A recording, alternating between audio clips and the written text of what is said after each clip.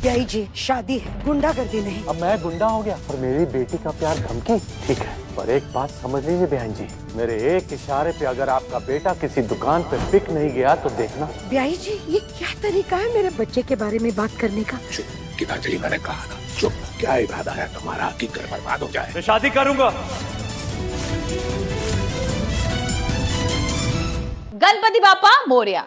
सुमन इंदौरी के आने वाले एपिसोड में एक नया ही ट्विस्ट आने वाला है। यहाँ पर हम देखेंगे किस तरीके से एक तो भाई बॉन्डिंग बनती जा रही है तीर्थ और सुमन की। पहले तो भाई तीर्थ को थोड़ा थोड़ा प्यार आने लगा है सुमन के ऊपर, लेकिन सुमन यहाँ पर पसंद तो नहीं करती है।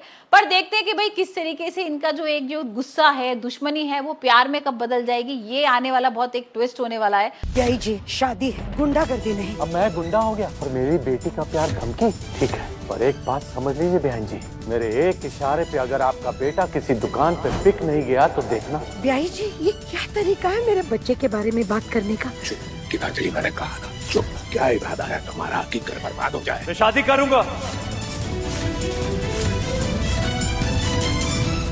और दूसरी बात ये कि यहाँ पर भाई जो तीर्थ है ना, उसका पॉलिटिक करियर बेकार हो गया, क्योंकि यहाँ उसने पंगा ले लिया देविका के पापा से। अब देविका के पापा भाई वैसे गुस्से में आ जाते हैं जब पता लगता है कि उनकी जो बेटी है कृतिका, उसको जेल के अंदर बंद किया जा रहा था। यहाँ पर सुमन को भी गुस्सा करने लगते हैं, लेकिन यहाँ पर जो सुमन की माँ होती है ना, वो थोड़ा समझाती है सुमन को कि भाई कोई जरूरत नहीं है FIR वगैरह केस वगैरह कराने की, और भाई गलती से हो गया उससे, उसे छोड़ दो। यहाँ पर छोड़ तो देते हैं, लेकिन देविका अब इससे लेगी बदला। हमने देखा ये एक नया प्रोमो भी आया है जिसमें भाई सुमन अपना काम शुरू करने वाली है, और इसी काम को लेकर ना देविका बुआ और उसका जो बेटा है ना, वो जला देंगे। तो यहाँ पर अब देखना होगा तीर्थ किस तरीके से इसकी हेल्प करता है।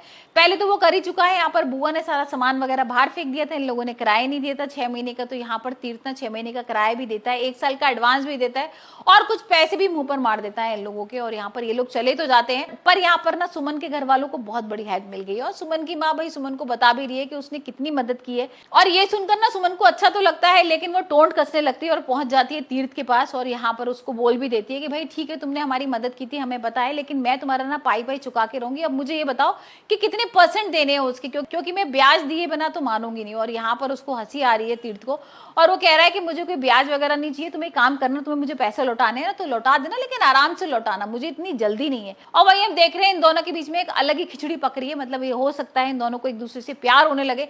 यहाँ पर तीर्थ को तो भाई कुछ कुछ हो जाता है जैसे वो सुमन को देखता है। अब सुमन की बारी है, अब सुमन का देखते हैं कि सुमन को क्या प्यार होता है तीर्थ से। वैसे यहाँ पर एक प्रोमो भी आ रहा है कि सुमन ने अपना एक नया काम खोला है, और यहाँ पर उसको बर्बाद करने वाली है देविका।